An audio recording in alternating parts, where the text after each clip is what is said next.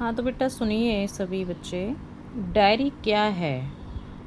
हमें डायरी के बारे में बात करनी है। डायरी लेखन क्या होता है, डायरी कैसे लिखी जाती है, डायरी क्यों लिखी जाती है। डायरी क्या है? डायरी एक मोटी जिल्द वाली नोटबुक होती है, ये सबको पता है, ये सभी जानते हैं, जिसके पन्नों पर साल के 365 दिनों की तिथियाँ क्रम से सजी होती है। हर पृष्ठ पर खाली जगह छूटी होती है, हर पृष्ठ मतलब पेज पर, जिसे हम सूचनाओं या निजी बातों को दर्ज करने के लिए करते हैं, जिसका प्रयोग हम कोई भी हमारी निजी बात है जो हम किसी दूसरे के साथ शेयर नहीं कर सकते हैं, किसी अपने विश्वास वाले आदमी के अलावा हम किसी के साथ जो बात शेयर नहीं कर सकते वो हम अपनी डायरी में लिख सकते हैं, नोट कर सकते हैं इसको।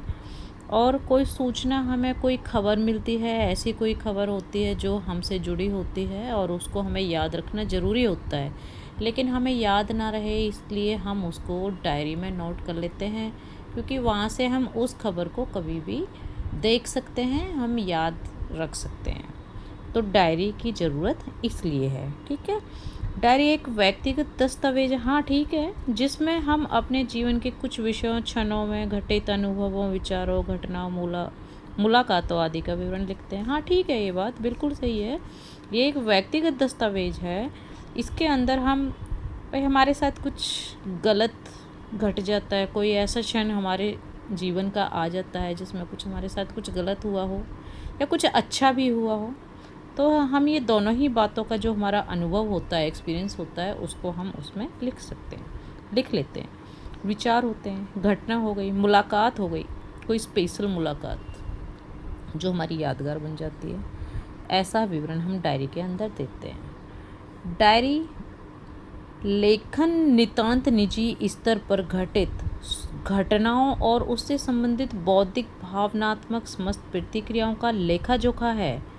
जिस बात को हम दुनिया में किसी और व्यक्ति के सामने नहीं कह सकते हैं, उन्हें हम डायरी में लिखते हैं, जैसा कि मैंने अभी थोड़ी देर पहले आपको बताया था। डायरी लेखन में हम खुद को बेहतर तरीके से समझ पाते हैं तथा अपने अंदर अनजाने में जमा हो रहे भार से मुक्त होते हैं, क्योंकि हमारे अंदर कई बार हमारे अंदर ऐसी स्थिति हो जाती है, हम जब तक उस बात को, कोई बात ऐसी हमें दुखी करती है जिसको हम शेयर नहीं कर सकते, शेयर करे बिना हमारा मन हल्का नहीं होता है, तो और हम किसी और के सामने वो बात शेयर नहीं कर सकते, बता नहीं सकते, क्योंकि वो वायरल हो जाए इसलिए, तो हम उस बात को शेयर कहाँ करेंगे, हम अपने द्वारा बनाई हुई अपनी डायरी में, जिसको हम निजी बोलते हैं, ठीक है। तो उससे हमारा जो दिमागी भार जो बढ़ा हुआ है वो हल्का हो जाता है और थोड़ा कम हो जाता है, और बाद में हम उससे अपनी कमियां, ज्ञान, उसके बारे में भी हमें पता चलता है, हमने कौन सी बात गलत लिखी है, इसमें कौन सी बात हमने, जब हम उसको रिपीट करते हैं, दोबारा से पढ़ते हैं उन बातों को, तो हम उसमें करेक्शन भी कर सकते हैं। फिर है डायरी लेखन हमें अपने अंतरंग के साथ साक्षात्कार करने का अवसर प्रदान करता है। मतलब हम उसको साक्षात्कार मतलब इंटरव्यू के माध्यम से भी हम उसको प्रस्तुत कर सकते हैं। डायरी के माध्यम से हम अपने अतीत के स्मरण कर सकते हैं। हमारा जो अतीत है, हमारे जो मतलब जो पहले बीत गया, जो टाइम जो बीत चुका है, जो टाइम हमारा, तो वो भूली बातों को भी हम याद कर सकते हैं डायरी के माध्यम से, क्योंकि हम वहाँ पे पढ़ के उनको रिपीटेड कर सकते हैं। फिर ये कुछ ये डायरियाँ हैं, कुछ प्रसिद्ध डायरीज और उनके लेखक हैं जिन्होंने ये प्रसिद्ध डायरी जो इनकी निकली हुई हैं, प्रिंट हो रखी हैं, छपी हुई हैं और हमारे बच्चों के पास पढ़ने के लिए आई हुई हैं। The diary of a young girl Anne Frank एक साहित्यकार की डायरी थी जिसका नाम था, वो लिखी थी गजानन माधव मुक्तिबोध ने।